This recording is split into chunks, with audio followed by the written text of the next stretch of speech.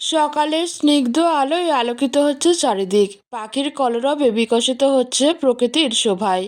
শুভ্র রোদের ছোঁয়ায় মেঘার ঘুমটা হালকা হলো।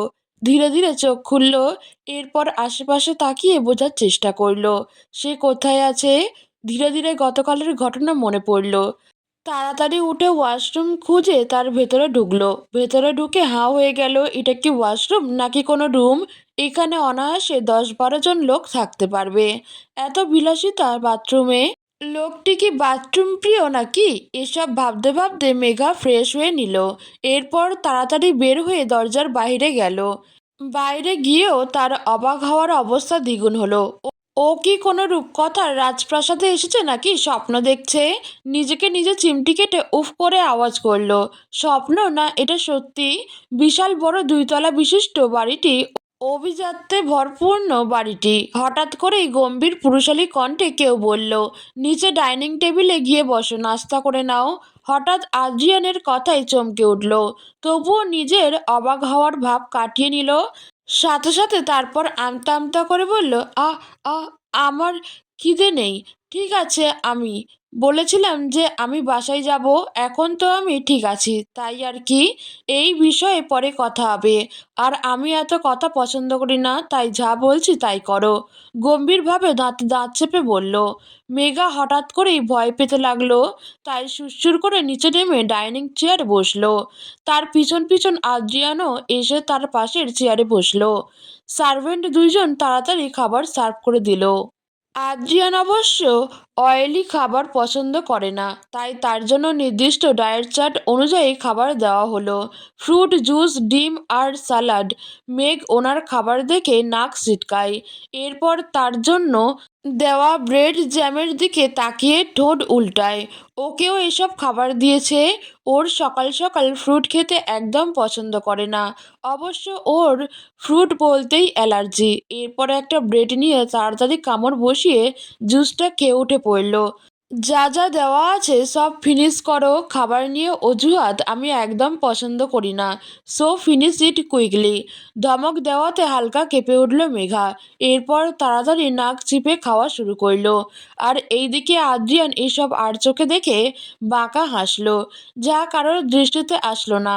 এরপর 2জনই খাবার ফিনিশ করলো। উপরে গিয়ে দেখো একটা শপিং ব্যাগ আছে। কালকের ড্রেসটা ময়লা হয়ে গিয়েছে, যাও চেঞ্জ করে আসো।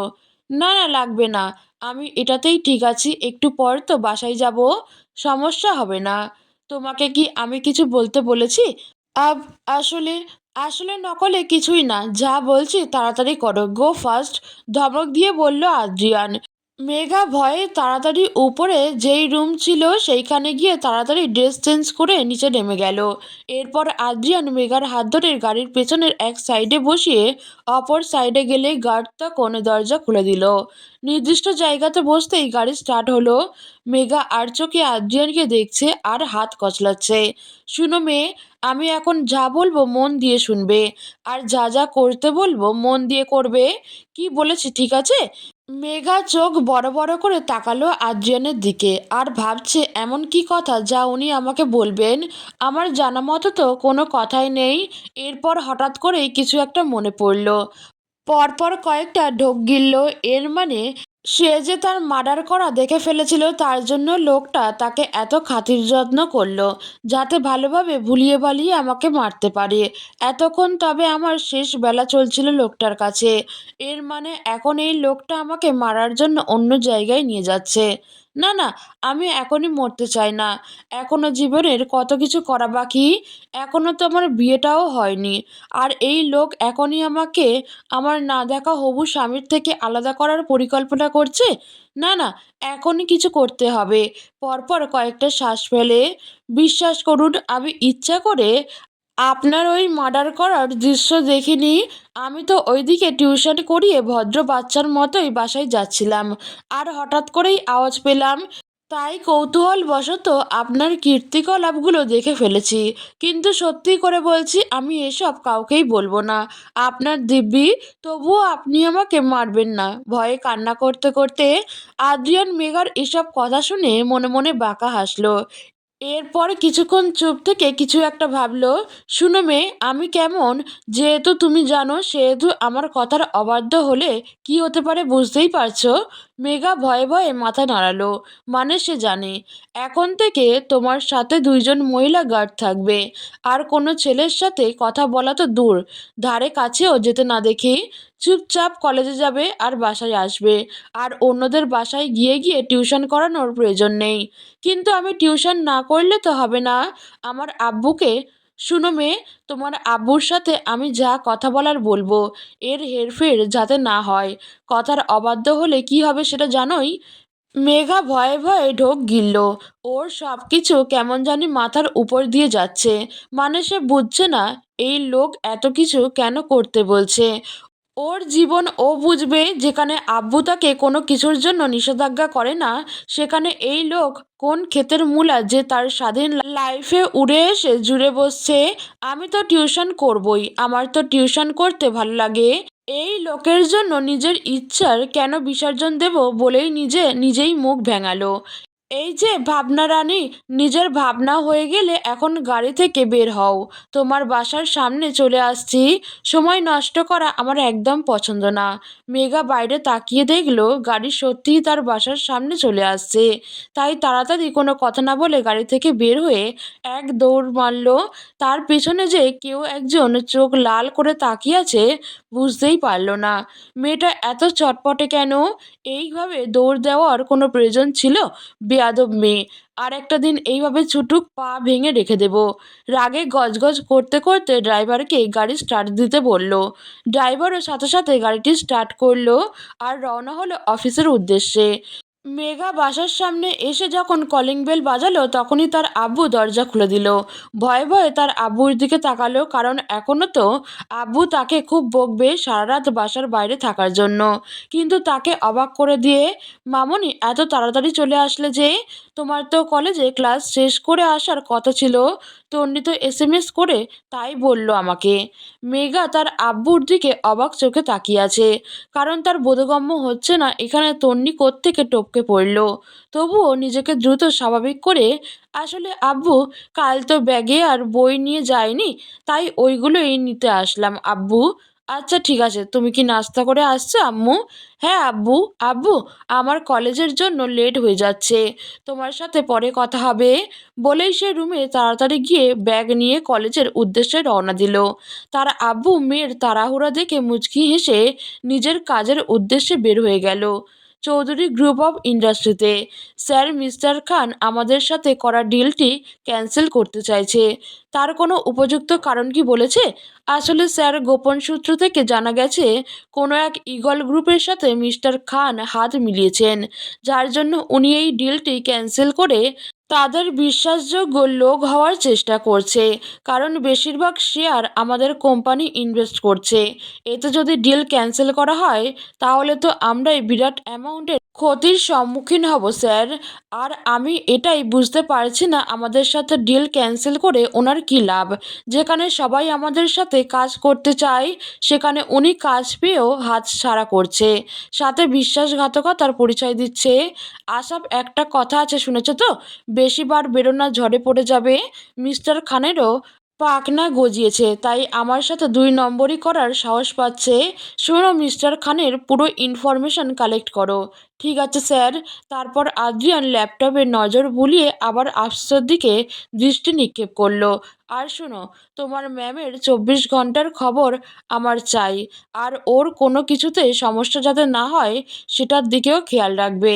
জি স্যার। এখন নিজের কাজে যাও। আসাব মাথা নাড়িয়ে আদ্রিয়ানের কেবিন থেকে বেরিয়ে গেল। এইদিকে আদ্রিয়ান ল্যাপটপে মেঘার ঘুমন্ত ছবিটির দিকে মুগ্ধ হয়ে তাকিয়ে থেকে বাঁকা হাসলো।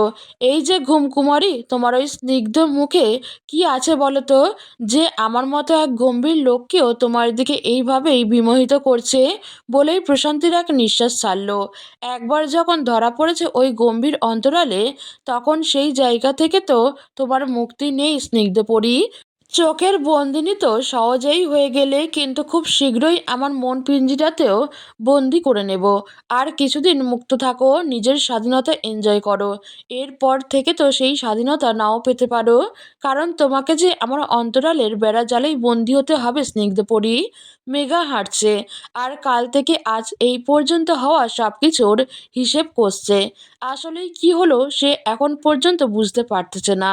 প্রথম ওই ভয়ানক লোকটাকে খুন করতে দেখলো, এরপর তারই বাসায় নিজেকে আবিষ্কার করলো। পুরো একটা রাত কাটালো সেই বাসায়। এরপর ভয়ানক লোকটা বাসায় দিয়ে গেল। আব্বু বলল তন্নির মোবাইল থেকে এসএমএস পাঠিয়ে তার না আসার খবর জানালো। মানে সব তার মাথার উপর যাচ্ছে। এসব ভাবতে ভাবতে কলেজে চলে আসলো। গেটে তন্নি দাঁড়িয়েছিল। কিরে, তোর আজকের এত লেট হলো কেন? একটা ক্লাস শেষের পথে, আর মহারানী এখন আসছেন। ওই ছেড়ি, তোর জন্য আমিও ক্লাস করিনি। তন্নি, তুই কালকে কি আব্বুকে এসএমএসে পাঠিয়ে কিছু বলেছিলি? কই না তো, কেন? না, এমনিতেই। আরে বলিস না, কালকে রাতে হঠাৎ করেই ফোনটা পাচ্ছিলাম না। অনেক খোঁজাখুঁজির পরে দেখি আমাদের জানলার পাশেই ফোনটি পড়েছিল। ব্যাপারটা কিছুই বুঝলাম না রে। মেঘার এখন কিছু হলেও বোধগম্য হলো না যে ফোন না পাওয়ার বিষয়টা। কিন্তু ওই লোকটা এমন কেন করছে ওর সাথে?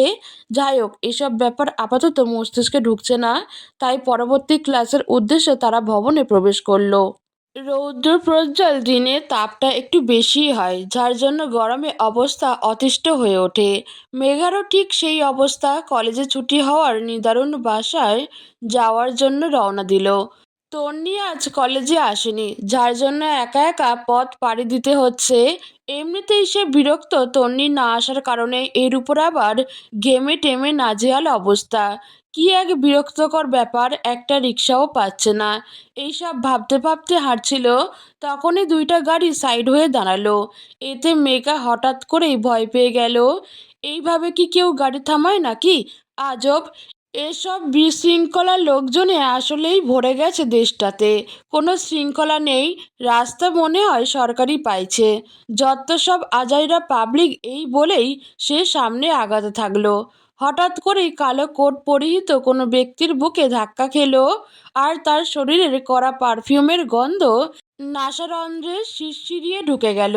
ধাক্কা সামলিয়ে উপরের দিকে মাথা উঁচু করে ব্যক্তিটিকে দেখে পলক ফেলতেই ভয়ে ছিটকে দূরে সরে গেল। এরূপ কাণ্ডে সামনের লোকটি ভ্রু কুঁচকে তাকালো। তোমাকে এতবার মানা করা সত্ত্বেও তুমি গাড়িতে না উঠে একা একা বাসায় যাওয়ার দুঃসাহস কিভাবে করো? কিছুদিন দেশের বাইরে ছিলাম বলে অবাধ্য হওয়ার কাজটা করতে পারলে। বড্ড পাকনা গজিয়েছে, তাই না? কথাগুলো বলেই মেঘার কবজি টেনে কাছে আনলো। মেয়েটার শরীরের মৃদু কম্পন পরিলক্ষিত হলো, কিন্তু সেসবে তোয়াক্কা না করে মেঘার নিচু হওয়া মাথাটা ডান হাতের সাহায্যে উপরে তুলল। চোখের পাপড়ি আর ঠোঁট তিরতির করে কাঁপতে লাগলো। সেই মুখশ্রীর দিকে তাকিয়েই, এই মেয়ে, তোমার সাহস দেখে আমি ভারী অবাক হচ্ছি। পা ভেঙে দিলে তবেই তোমার দস্যিপনা শেষ হবে। রাগে গজগজ করতে করতে হালকা চিৎকার করে বলল আদ্রিয়ান। মেঘা ভয়ে মাথা নিচু করে নিজেকে ছাড়ানোর চেষ্টা করলো। এই লোকটাকে ভীষণ ভয় পায় সে। হঠাৎ করে এই লোক কোত্থেকে উদয় হলো আবার? বারবার তার রাগের শিকার কেন হবে সে? তার কথাই বা কেন শুনবে? আজব পাবলিক। তার স্বাধীনতা হস্তক্ষেপ করাটা সে মোটেই গ্রহণযোগ্য বলে মনে করেনি, তাই তো তার কথার অবাধ্য হয়েছে। কিন্তু এতে যে এই লোক এমন ভয়ানক থ্রেট দিবে সেটা তার জানা ছিল না। এখন মনে হচ্ছে লোকটা সত্যিই তার সুন্দর পা দুটো ভেঙে দিবে। কোনো সিনক্রিয়েট ছাড়া গাড়িতে উঠবে। আমি এক কথা বারবার বলি না? মেঘা ভয়ে ভয়ে লোকটার দিকে তাকালো। আদ্রিয়ান সময় নষ্ট না করে মেঘার হাত ধরে গাড়ির দরজা খুলে সুন্দর করে বসিয়ে দিল। এরপর অপর দিকে গিয়ে সেও বসে দরজা লাগিয়ে কাঁচ উঠিয়ে দিল। ড্রাইভার কাকা, এসিটা অন করে দাও, আর তুমি হিজাবটা হালকা লুজ করে পরো। এমনিতেই ছোট্ট একটা মেয়ে হিজাব পরেছে, একদম বুড়িদের মতো। আপাতত হালকা খুলে রিল্যাক্স হয়ে বসো। আদ্রিয়ান এর এরূপ কথায় মেঘা নাক মুখ কুঁচকালো। মানেটা কি? এত সুন্দর করে সেই হিজাব বাঁধে, সবাই কত প্রশংসা করে, আর এই লোক কি না বলছে তাকে বুড়িদের মতো লাগে। কত বড় অপমান! এই লোকটাকে যদি একটু কেলানি দিতে পারতাম। উফ! কেন যে একটু সাহসী হলাম না। সাহস থাকলে তো এই লোকের ফালতু কথাগুলো হজম করতে হতো না। বিরক্তিকর! এরূপ কথা ভাবতে ভাবতেই নিজের হিজাব হালকা লুজ করে ঠিক হয়ে বসলো। তা না হলে আবার এই লোক কি করে বসে কে জানে। এই যে ভাবনা রানী, এত ভাবতে হবে না। সময় হয়েছে এখন শুধু আমাকে নিয়ে ভাবার। অন্য কিছু যাতে তোমার মাথায় না আসে সেই ব্যবস্থাও শীঘ্রই করব। তাই যা যা বলবো সব যাতে অক্ষরে অক্ষরে পালন করা হয়, ঠিক আছে? আমি কেন আপনার সব কথা শুনবো? কে হন আপনি আমার? কেউ না। তাই আমার লাইফ আমি যেভাবে ইচ্ছা সেভাবে হ্যান্ডেল করব। আপনাকে বলতে হবে না, বুঝেছেন? বাহ!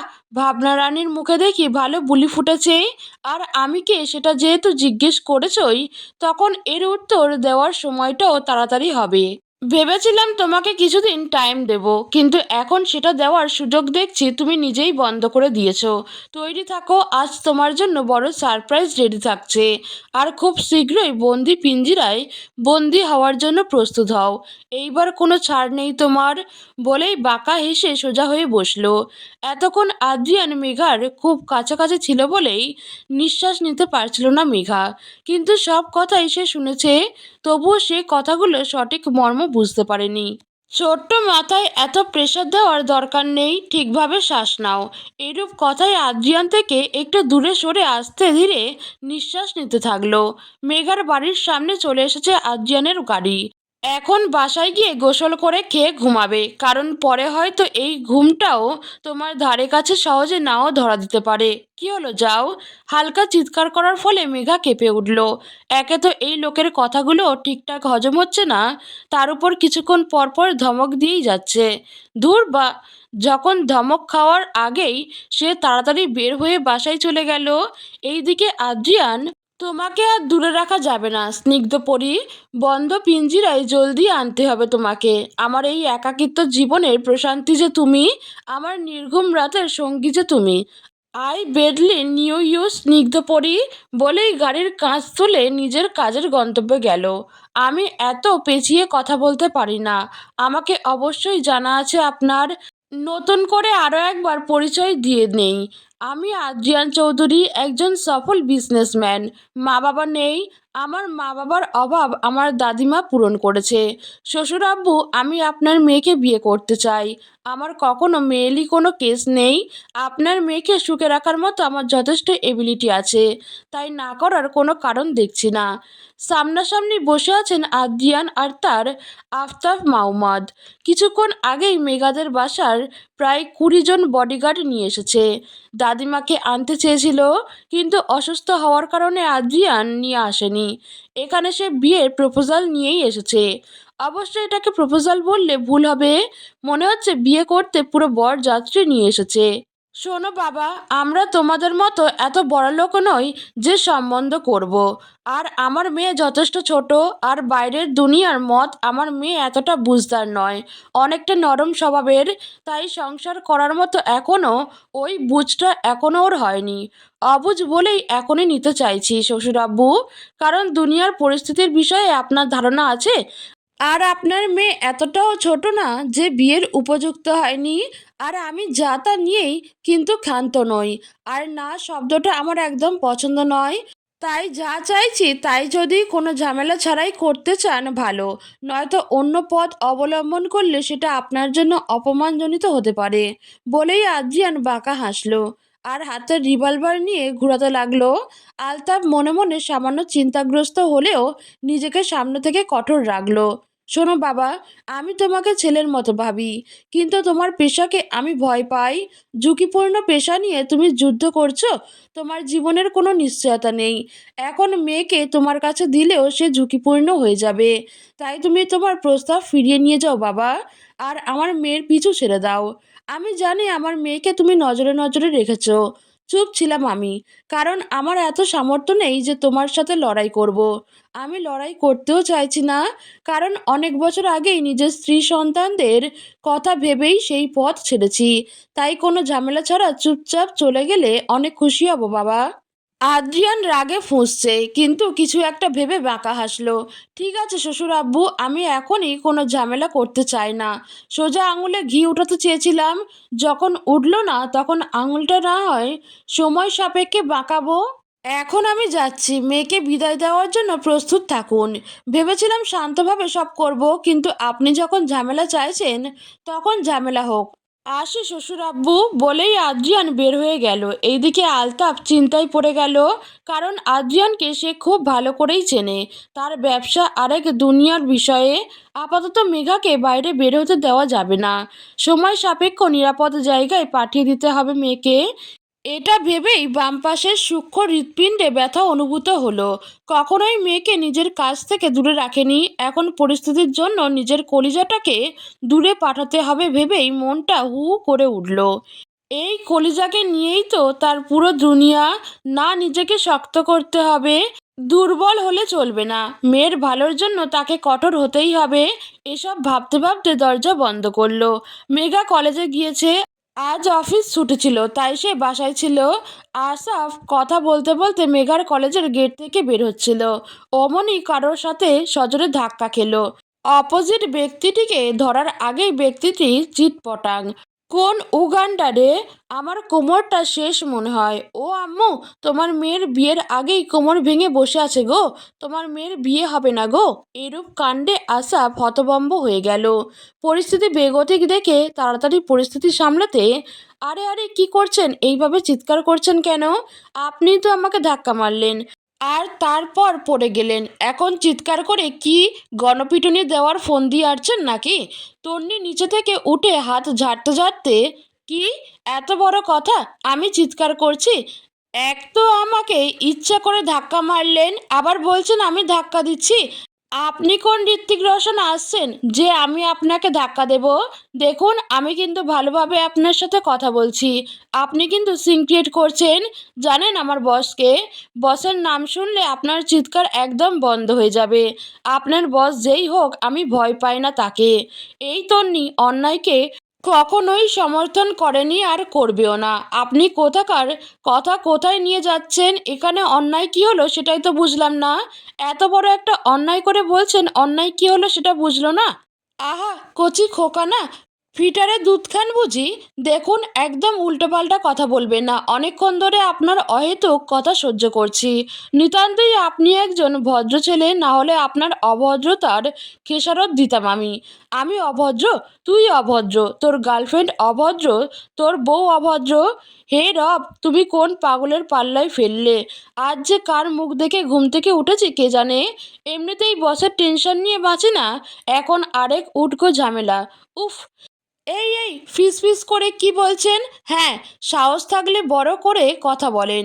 দেখুন, ফালতু টপিক নিয়ে আর কথা বলতে চাইছি না, আর সেই ফালতু সময়ও আমার নেই। এই নেন, এখানে যা আছে তাতে আপনি আপনার ট্রিটমেন্ট করিয়ে নিয়েন। কিছু টাকা তন্নির হাতে গুঁজে দিয়ে গাড়িতে উঠে চলে গেল। আর এইদিকে তন্নি হাঁ করে চেয়ে থাকলো, কিন্তু যতক্ষণে সে রিয়াকশন দিবে ততক্ষণে আসাফ উধাও। এত পরিমাণ রাগ হচ্ছে তার যে এখন রাগে ফুঁসছে। কত বড় বেয়াদব, আমাকে টাকা দেয়। আমি কি ভিখারি নাকি? ওফ। আম্মু, তোমার মেয়েকে ভিখারি বানিয়ে দিল। আরেকদিন এই বেয়াদব লোকের দেখা পাই। তোরে যদি আমি নাকানি চুবানি না খাইয়েছি তাহলে আমার নামও তন্নি নয়। বলেই কলেজে যেতে লাগলো। এমনিতেই মনটা ভালো নেই। মেঘা 2 দিন ধরে কলেজে আসছে না, ফোনও ধরছে না। না, আজকে বাসায় গিয়ে খবর নিতে হবে। মেঘু বেবি, আই মিস ইউ। তুম কাহন? দেখো না মেরে কোমর তো গেই উপড়েছে। ইয়ে উগুন্ডা শেতান হাজির হই। তুম জলদি আও না বেবি। আয়।